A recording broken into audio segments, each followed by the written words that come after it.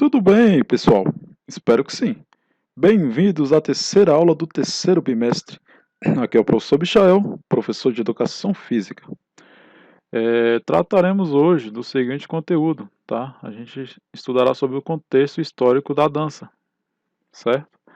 Bom, a dança nasceu com os primeiros seres humanos, ou seja, lá na época das cavernas, né, na época lá dos dinossauros, etc., a dança já foi registrado que já existia naquele tempo, certo?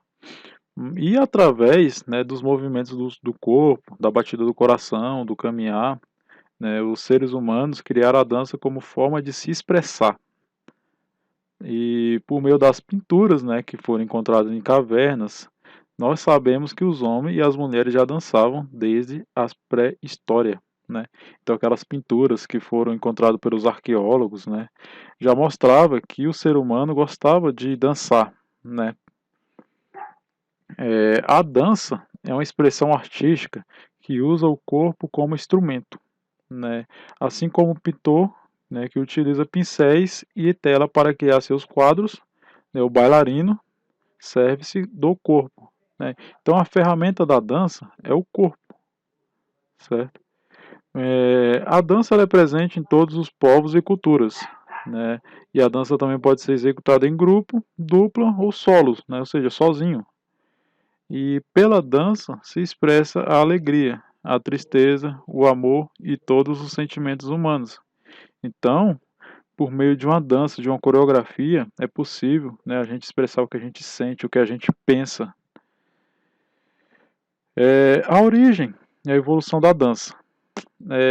Vamos voltar desde o comecinho lá na dança primitiva, né? A gente chama de dança primitiva tudo aquilo que surge de maneira espontânea e é praticado por uma comunidade. Geralmente é uma dança usada para celebrar um ritual, né, específico, como as colheitas ou chegada de uma estação do ano. Então, voltando lá de novo, lá da época das cavernas, né, o ser humano utilizava a dança para comemorar algo, entendeu? Para realizar algum ritual específico. Aqui atualmente no Brasil, né, antigamente e atualmente, nas culturas indígenas, a dança é usada em festas ou a fim de se preparar para a guerra. Né? Também é utilizada nos rituais de passagem como início da vida adulta. Então, até hoje, né, a nossa cultura aqui indígenas, eles utilizam a dança, né, por meio de ritual, seja para comemorar ou para, né, como diz aqui, comemorar os rituais de passagens para o início da vida adulta. Também temos as danças milenares, né, com o passar do tempo evoluiu, e nas civilizações antigas já foram encontrados, né, como lá no Egito e na Mesopotâmia, a dança tinha um caráter sagrado, né, sendo mais uma forma de honrar os deuses. Né. Esse tipo de dança ela sobrevive até hoje em países como a Índia e Japão. Né. Então já foi encontrado ali pelos arqueólogos, pelos historiadores, né, que as danças eram feitas para os deuses que eles adoram, certo? E até hoje isso é ainda cultuado, né? É praticado por algumas culturas. Né? Na Índia e no Japão a gente é registrado isso. Na Grécia Antiga também a dança tinha um caráter de ritual, né? Sendo usada nos cultos aos deuses. Uma das danças mais descritas na antiguidade era aquela que se usava para as festas do Minotauro ou ao deus do vinho, no Baco. Então na Grécia a dança era bastante presente. E como eu disse anteriormente, geralmente é para um ritual, para um deus, né? Para comemorar algo ali. Com a evolução, depois surgiu a dança na Europa Ocidental. Né? Com a expansão do cristianismo na Europa, a dança ela foi perdendo, né, o seu caráter sagrado. Né? Já não era mais para adorar, para fazer um ritual aos deuses. Né? A moral do cristianismo, né, colocava o corpo como fonte do pecado e assim precisava ser controlado, certo? Então a religião aqui já começou a interferir, né? Outra religião já começou a interferir. E com isso, né, ao contrário de outras artes, a dança não entra nas igrejas e se restringe apenas às festas populares e às celebrações dos castelos. Basicamente, podemos diferenciar dois tipos de dança do tempo lá da Idade Média. em pares, né, que era em roda, ou formado em cadeias. Será esse tipo de baile que dará origem às danças de cortesãs e mais tarde ao balé, né, como os entendemos hoje. Mais na frente, né, o balé foi constituído. Então, como podemos entender aqui, né, a igreja começou a interferir. Né? Ela já não queria que a dança fosse inserida ali no meio religioso, né, para adorar aos deuses, né, ao deus da religião. Né? Só era propriamente praticada em festas populares ou as celebrações, mas já no meio da religião, né, quando chegou na Europa Ocidental já não poderia mais existir porque a igreja interferiu. Em seguida, né, surgiu a dança no Renascimento, foi por volta do século XVI ao século XVII. O que é a dança no Renascimento? Ela começou a ganhar status na arte, né, com manuais e professores especializados, sobretudo pessoas que se dedicam a estudá-la, certo? Então foi aqui que começou a surgir pessoas que praticavam para ensinar outras, certo? E foi na Itália, né, que a palavra balletto surgiu. Né? Como eu disse aqui no slide anterior, foi aqui onde que o balé começou, né, a ser construído, né, que foi através do casamento da princesa chamada Florentina Maria de Medici, né, com o rei da França Henrique IV, né, que foi no ano de 1553 a 1610. Né, e foi aí que esse tipo de dança chegou à França. Maria de Medici, né, introduziu o balleto na corte francesa. Ali a palavra se transformaria em balé e ganharia destaque como arte digna a ser praticada pela corte. Certo? Então, saber dançar tornou-se fundamental na educação dos nobres. Né? Na nobreza, a dança era praticada como algo, como eu posso dizer, intuitivo. Era algo obrigatório dentro lá da nobreza. As danças mais conhecidas eram o minueto, né, a gavote, a zarabanda, a alamande e a giga. Então essas danças eram as mais conhecidas e praticadas naquele tempo. No finalzinho do século XVIII, na Áustria e no Império Alemão, surge a valsa. Né?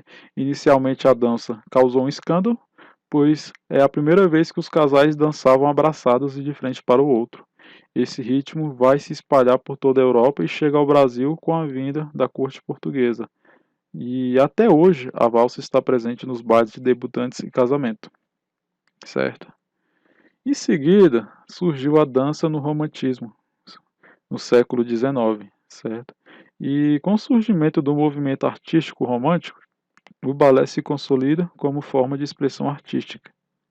Já não era mais somente como utilizado ali nos bailes da nobreza, né? Já começou a ser utilizado por artistas. Com a ascensão da burguesia e a construção dos grandes teatros, o balé deixa os salões dos palácios, né, para se tornar um espetáculo. Também na ópera, outra manifestação artística de peso, nesta época, era praticamente obrigatório incluir o número de dança.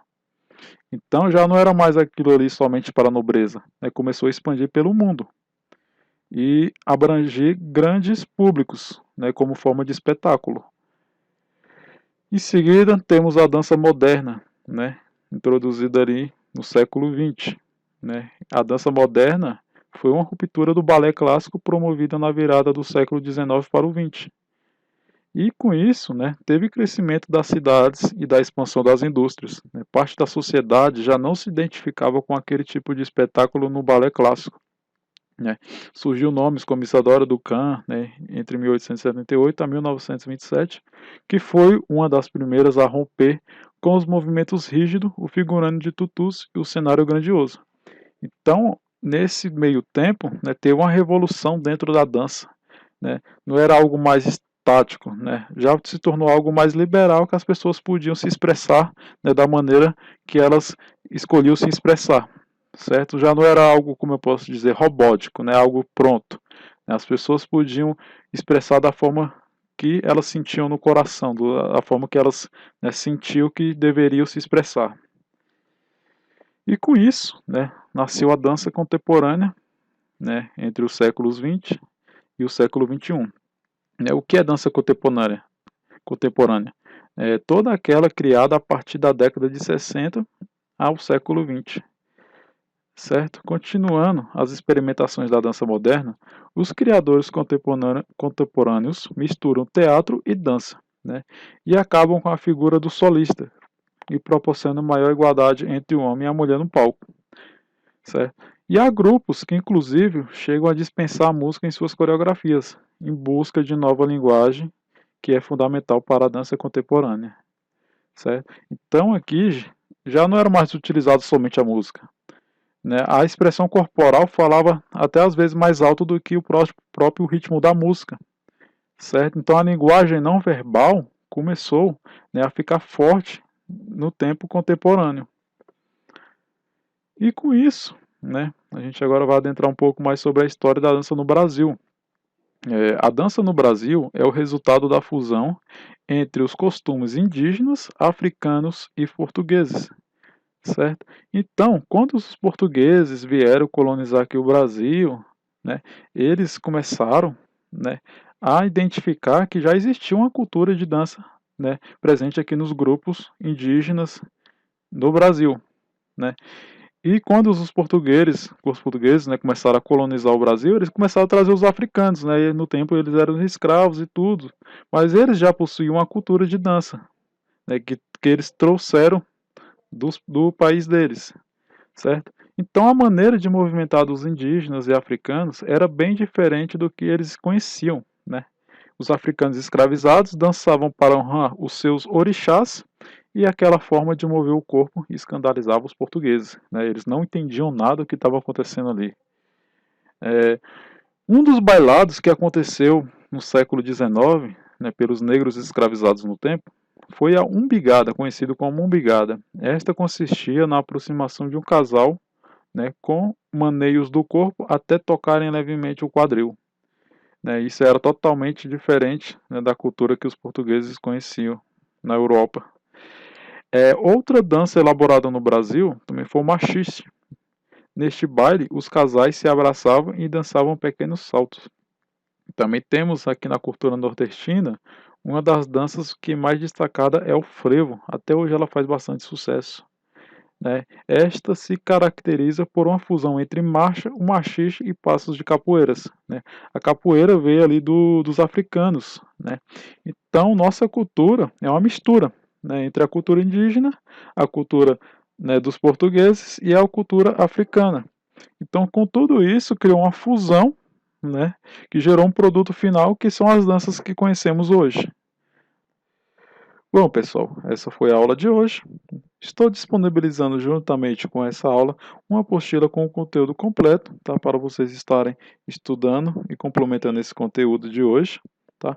E em seguida preciso que vocês respondam as questões que está disponível na plataforma do GR8 referente a essa aula. Não se esqueçam que é uma atividade avaliativa. Qualquer dúvida, pode entrar em contato comigo no fórum do GR8, que eu estou à disposição. Bons estudos e até a próxima aula.